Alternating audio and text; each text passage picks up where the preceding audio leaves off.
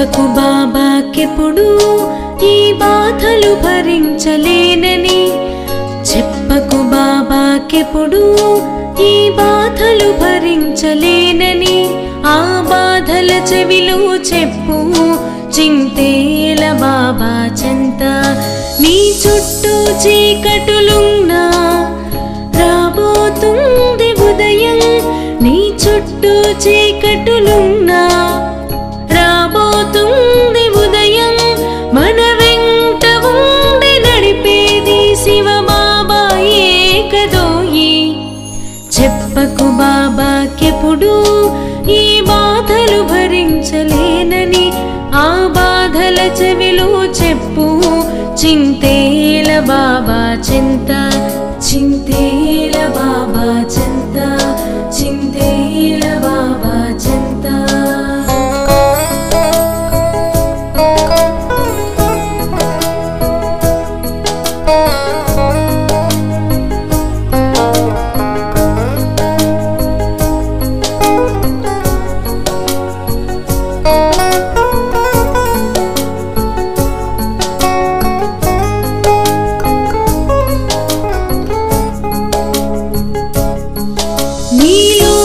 తామసమంతా తరిమేయగలిగి చూడు, నీలో గల తామసమంతా తరిమేయగలిగి చూడు, దరి చేరే దారిలో నా శివ బాబా తోడు నీదే.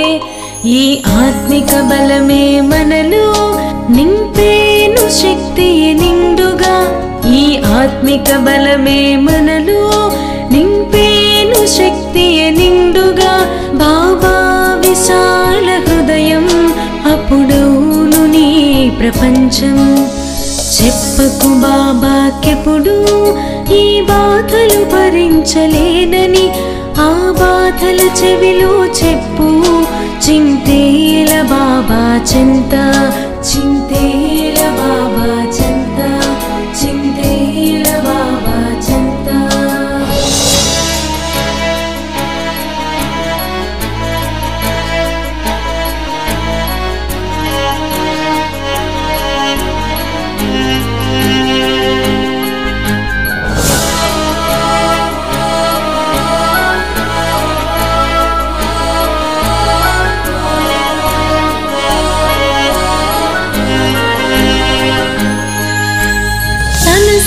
సర్వశక్తులన్నీ కలబోసి వెంట వస్తే, తన సర్వశక్తులన్నీ కలబోసి వెంట వస్తే, చేసేది నీవు కావు చేయించువాడు బాబా.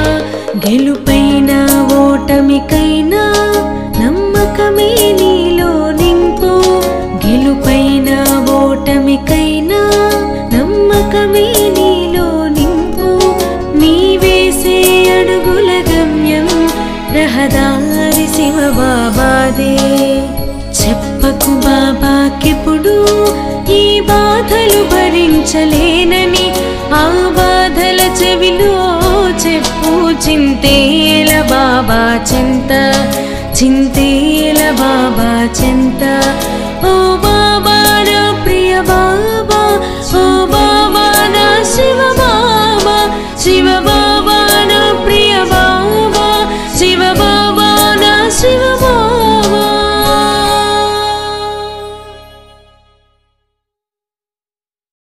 ఓం శాంతి. మురళీ డేట్ 21/7/2025. మధురమైన పిల్లలారా, పురుషార్థం చేసి దైవీ గుణాలు బాగా ధారణ చేసుకోవాలి. ఎవరికీ దుఃఖం ఇవ్వరాదు, ఎలాంటి అసురీ కర్మలు చేయరాదు. ప్రశ్న: ఏ ఆసురీ గుణాలు మీ అలంకారాన్ని పాడు చేస్తాయి?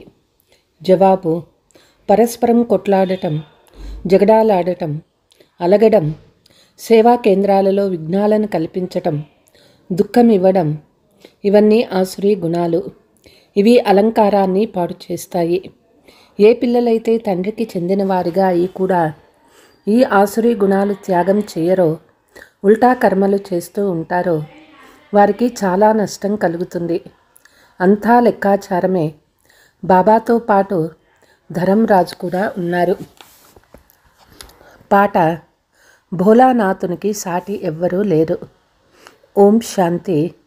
ఉన్నతోన్నతమైన వారు భగవంతుడు ఆత్మీక పిల్లలు తెలుసుకున్నారు. మనుషులు పాడతారు కానీ మీరు దివ్య దృష్టి ద్వారా చూస్తారు. మనల్ని భగవంతుడు చదివిస్తారని మీరు బుద్ధి ద్వారా తెలుసుకున్నారు కూడా.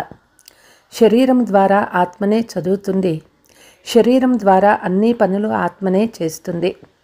శరీరం వినాశి.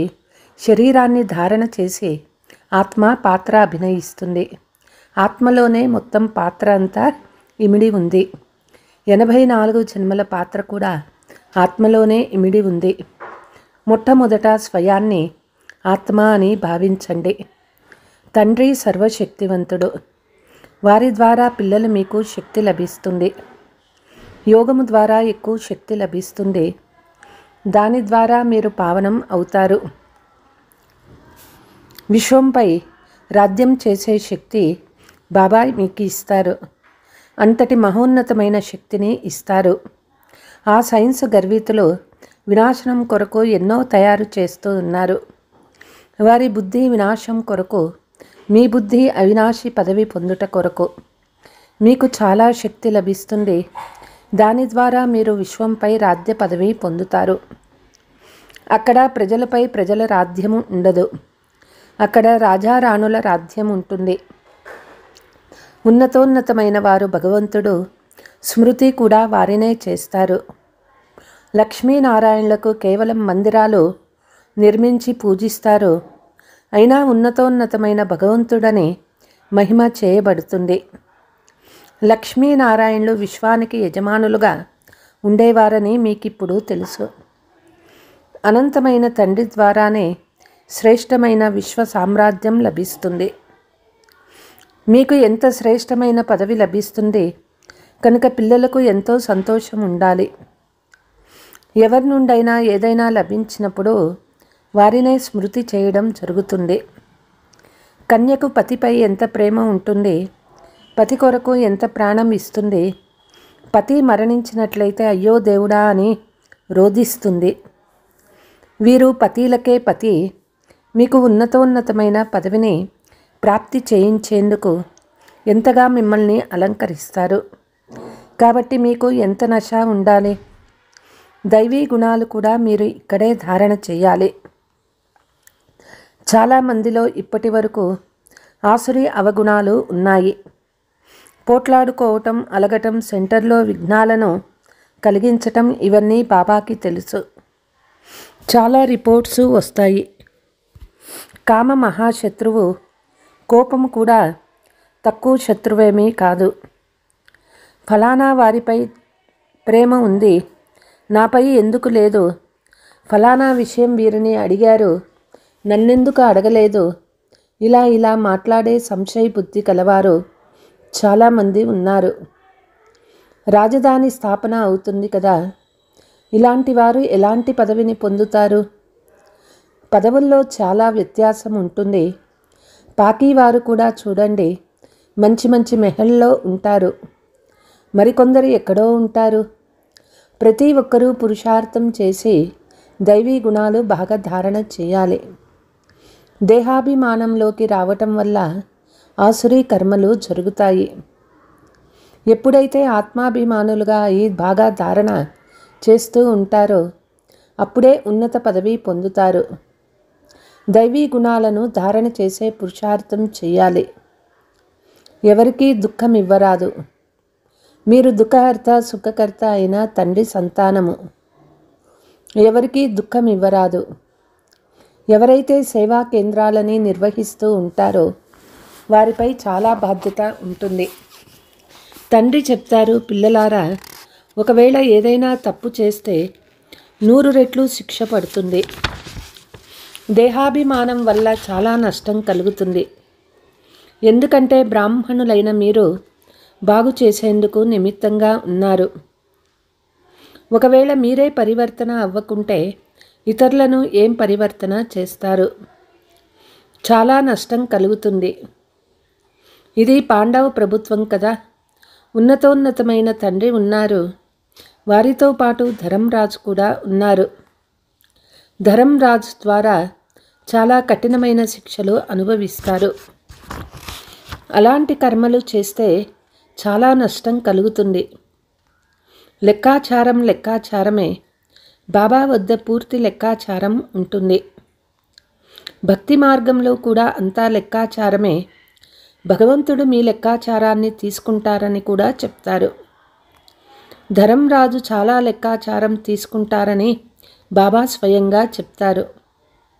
అప్పుడు ఆ సమయంలో ఏం చేయగలరు? ఏమేం చేశామో అన్నీ సాక్షాత్కారం అవుతాయి. అక్కడ కొద్దిగానే దెబ్బలు పడతాయి. ఇక్కడైతే చాలా దెబ్బలు తినవలసి వస్తుంది. పిల్లలు, మీరు సత్యయుగంలో గర్భజైలులోకి రారు. అక్కడ గర్భమెహల్ ఉంటుంది. ఏ పాపము మొదలైనవి చెయ్యరు.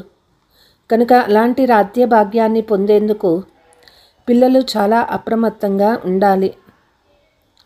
కొందరు పిల్లలు బ్రాహ్మణి కంటే తీక్షణంగా అవుతారు. బ్రహ్మణి కంటే శ్రేష్ఠ భాగ్యము కలుగుతుంది.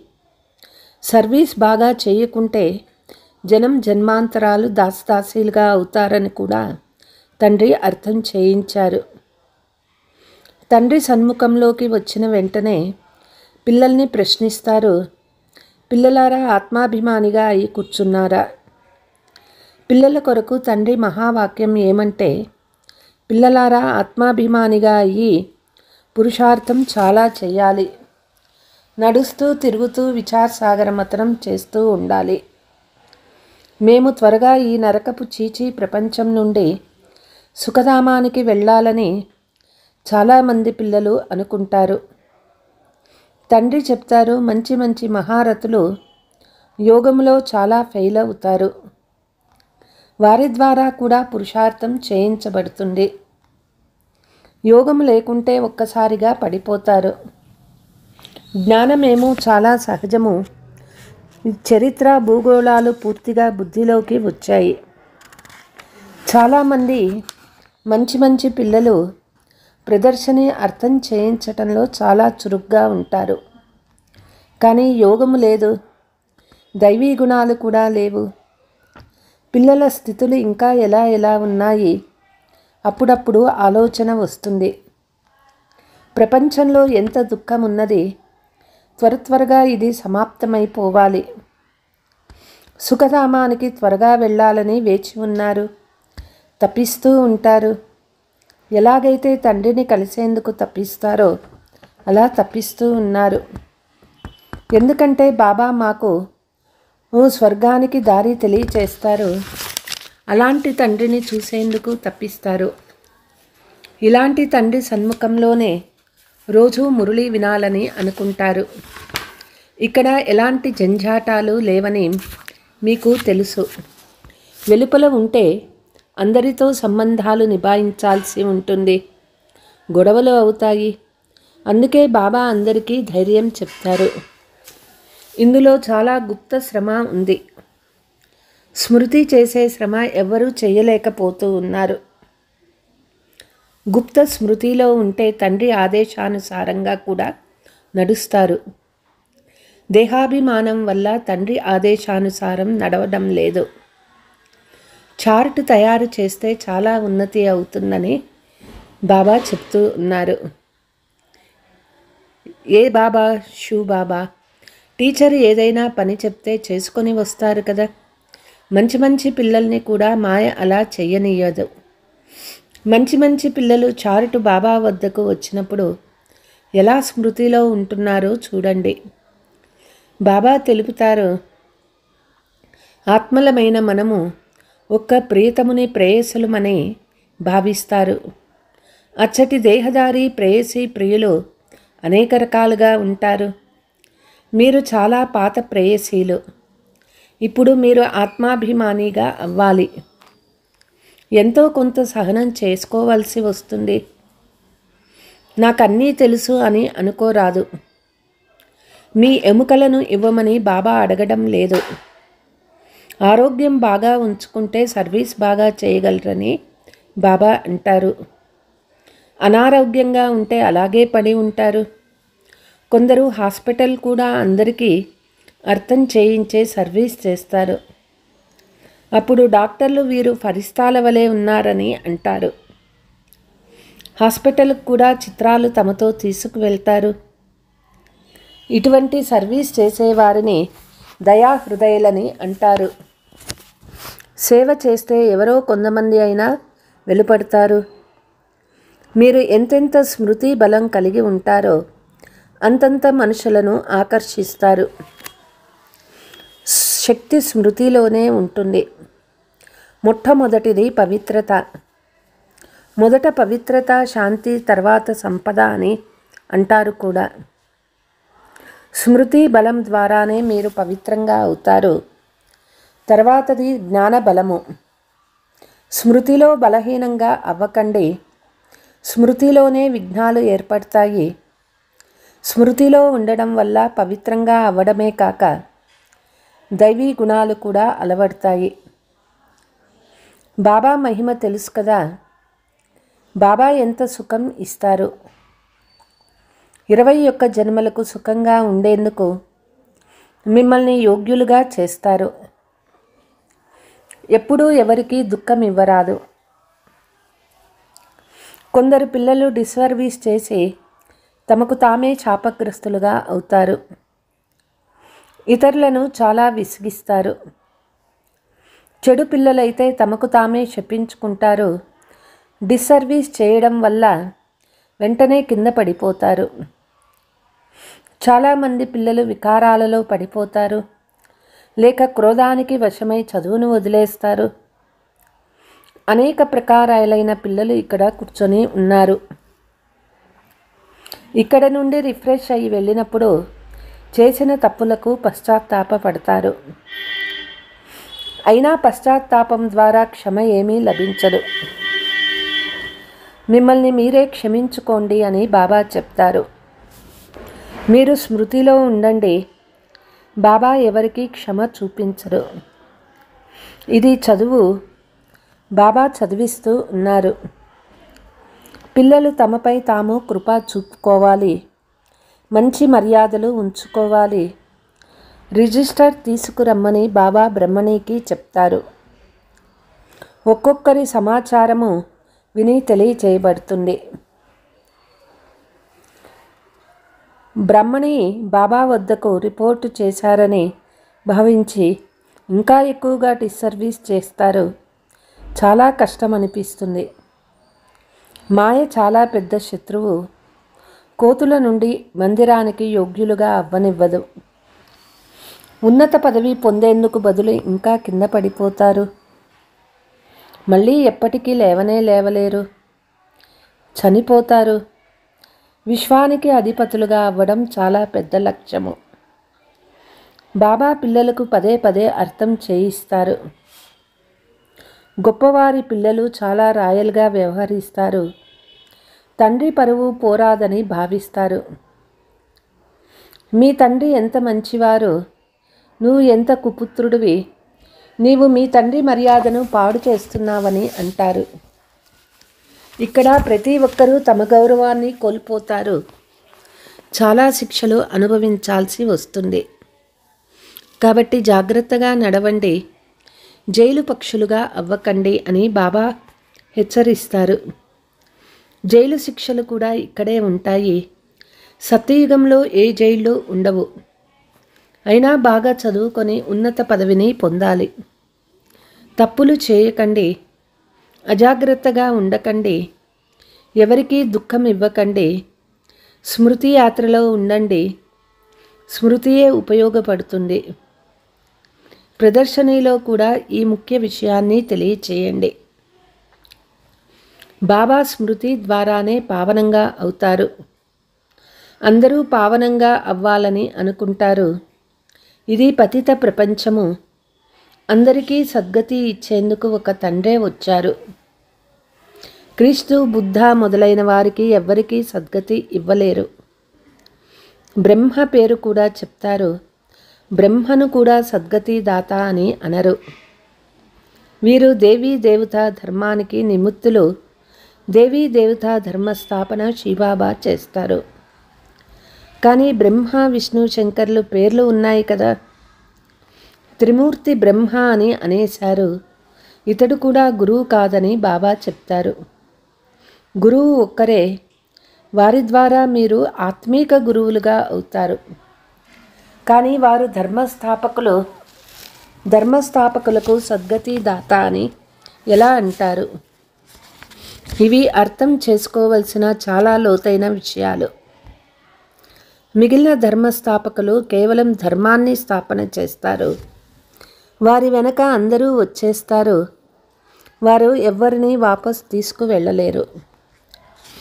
వారు పునర్జన్మలోకి వచ్చే తీరాలి. ఇది అందరి కొరకు తెలియజేయబడుతుంది. సద్గతి ఇచ్చే గురువు ఎవ్వరూ లేరు. తండ్రి చెప్తూ ఉన్నారు, గురువు పతిత పావనుడు ఒక్కరు మాత్రమే. వారే సర్వులకి సద్గతి దాత, ముక్తిదాత. మా గురువు ఒక్కరే. వారే సద్గతి ఇస్తారు, శాంతిధామము సుఖధామానికి తీసుకువెళ్తారని అందరికీ తెలిపించాలి. సత్యయుగ ఆదిలో చాలా కొద్దిమంది మాత్రమే ఉంటారు. అక్కడ ఎవరి రాజ్యం ఉండేదో చిత్రము ద్వారా చూపిస్తారు కదా. వీరు నిజంగా స్వర్గానికి అధికారులని భారతీయులు మాత్రమే అంగీకరిస్తారు. స్వర్గంలో వీరి రాజ్యం ఉండేదని దేవతల పూజారులు వెంటనే అంగీకరిస్తారు. ఆ సమయంలో మిగిలిన ఆత్మలంతా ఎక్కడ ఉండేవారు? నిరాకార ప్రపంచంలో ఉంటారని తప్పకుండా చెప్తారు. ఈ విషయాలు మీరు ఇప్పుడు తెలుసుకున్నారు. ఇంతకుముందు ఏమీ తెలిసేది కాదు.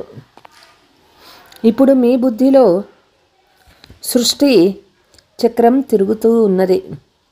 సరిగ్గా 5000 సంవత్సరాల క్రితం వీళ్ళ రాజ్యం ఉండేది. జ్ఞాన ప్రాలబ్ధం ఎప్పుడు పూర్తి అవుతుందో అప్పుడు భక్తి ప్రారంభం అవుతుంది.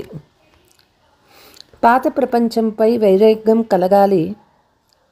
ఇప్పుడు మనం కొత్త ప్రపంచంలోకి వెళ్తాము. పాత ప్రపంచం నుండి మనస్సు దూరమైపోతుంది. అక్కడ పతి పిల్లలు మొదలైన వారంతా అలాంటి వారే లభిస్తారు. అనంతమైన తండ్రి మనల్ని విశ్వాధికారులుగా చేస్తూ ఉన్నారు.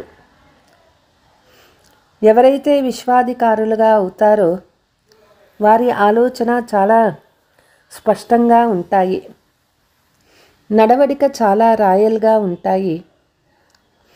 భోజనం కూడా చాలా తక్కువ తినాలి. అత్యాశ ఉండరాదు. స్మృతిలో ఉండేవారి భోజనం కూడా సూక్ష్మంగా ఉంటుంది. చాలామంది బుద్ధి తిండిపైకి వెళ్తుంది. విశ్వానికి మాలికులు అవుతున్నాము. ఖుషీ పిల్లలు మీకు ఉండాలి. ఖుషీ కంటే ఆహారము లేనే లేదు. అలాంటి ఖుషీ సదా ఉంటే ఆహార పానీయాలు తక్కువగా తీసుకుంటారు. చాలా తినడం వల్ల భారం అనిపిస్తుంది, నిద్ర వస్తుంది. బాబా నిద్ర వస్తుందని చెప్తారు. భోజనం సదా ఏకరసంగా ఉండాలి. భోజనం రుచికరంగా ఉందని ఎక్కువ తినరాదు.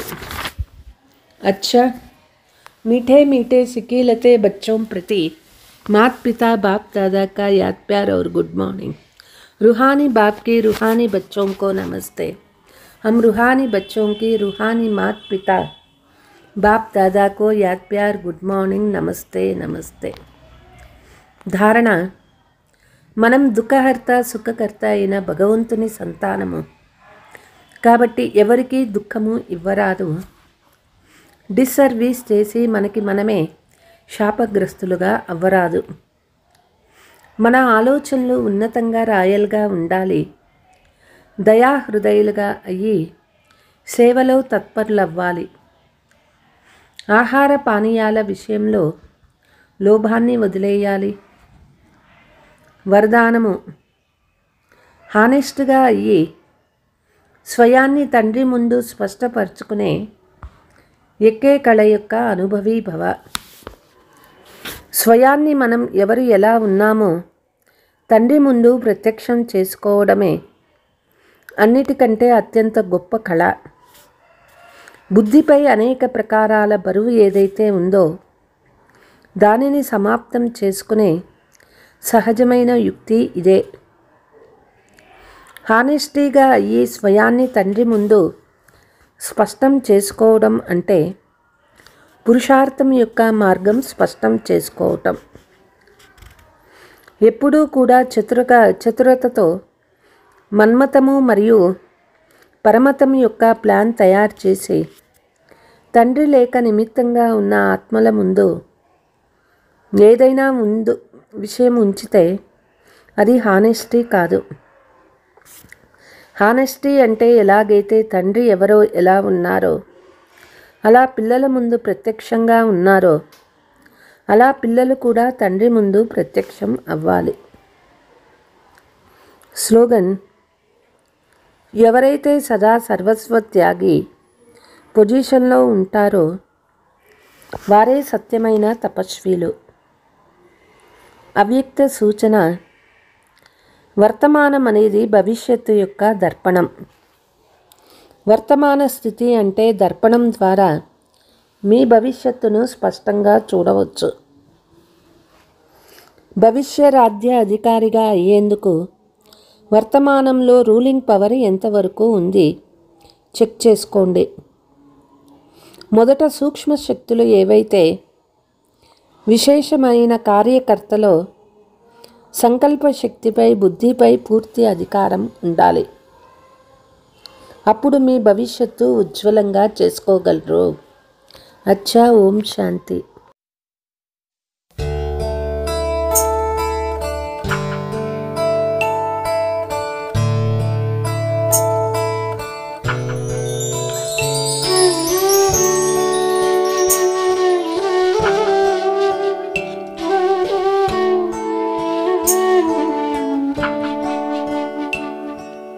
బాబాని ప్రేమే మధురం మధురం, బాబాని తలపే మధురాతి మధురం. ఇది నిజమోయి ఓ శివ బాబా, నీ కను పాపల్లోని చిరుతారలం. బాబాని ప్రేమే మధురం మధురం, బాబాని తలపే మధురాతి మధురం. ఇది నిజమోయి ఓ శివ బాబా, నీ కను పాపల్లోనే చిరుతారలం. బాబాని ప్రేమే మధురం.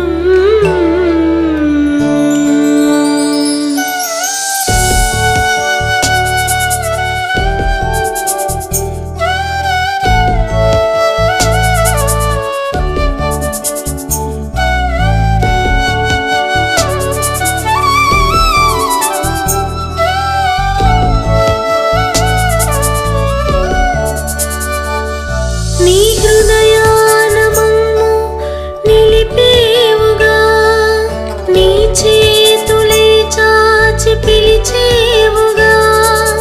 గుణ జ్ఞాన సిరులెన్ను వరమీయగా, నిధిగా ఇవే అందించగా. నీ జ్ఞాన రత్నాలు నింపేయగా, నీ సేవలో తరించగా. బాబాని ప్రేమే మధురం.